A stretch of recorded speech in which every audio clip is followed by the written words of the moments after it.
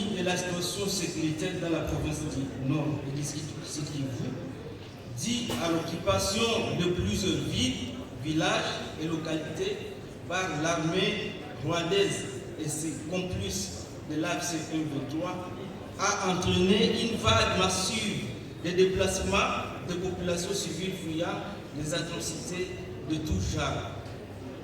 Beaucoup de nos compatriotes, notamment ceux qui sont spécifiquement recherchés à cause de leur patriotisme, résistance et conviction politique, ont pris l'idée d'abandonner leur milieu de vie en fait d'aller trouver refuge, protection et sécurité ailleurs, notamment ici à Kinshasa, siège des institutions nationales.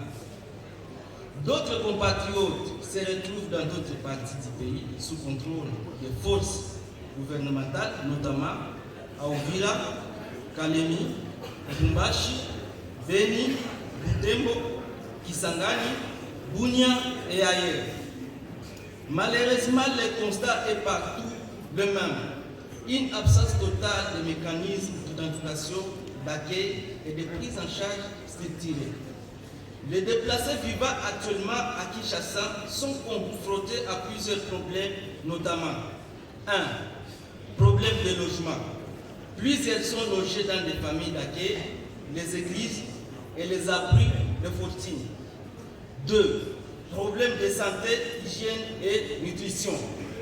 Pour les enfants de certains sont non accompagnés, les femmes enceintes, les personnes du troisième âge, les personnes souffrant de maladies chroniques, les personnes vivant avec handicap, l'accès à l'eau potable, les soins de santé et la nourriture n'est pas garantie pour tous.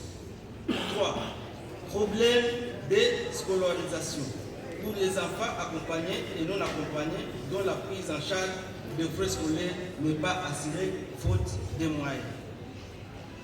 Excellence, Monsieur le Président de la République, chef de l'État, conscient des efforts que vous, personnellement, ainsi que l'ensemble de vos institutions ne cessent de déployer en vue du retour effectif de la paix dans notre pays, et face aux difficultés que nous traversons à Kinshasa en tant que déplacés de guerre, et ayant constaté que notre situation de détresse demeure inchangée depuis notre arrivée à Kinshasa, nous vous lançons ces cris d'alarme afin de solliciter votre implication personnelle auprès du ministère concerné ainsi que le gouvernement, les différents gouvernements provinciaux pour que soient activés les mécanismes suivants.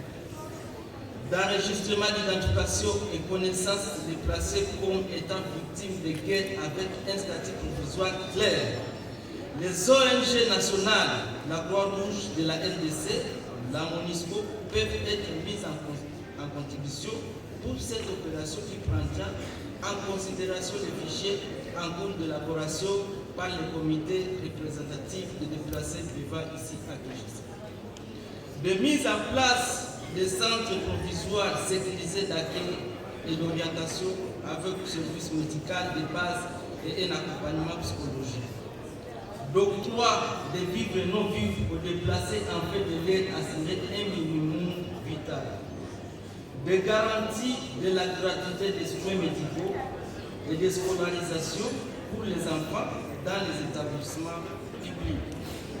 D'élaboration d'un plan de retour vers nos milieux de provenance et relèvements socio-économiques des familles déplacées.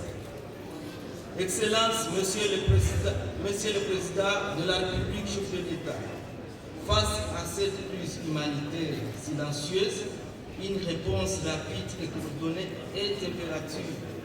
Raison pour laquelle, au nom de tous les déplacés vivant ici à Kinshasa, nous vous lançons ces cris d'alarme en votre qualité de père de la nation congolaise pour que soit activé en faveur de tous les déplacés, disséminé à travers notre pays l'élan de solidarité nationale qui démontrera aussi à l'ennemi que la République démocratique du Congo est unie, forte et ne cédera jamais.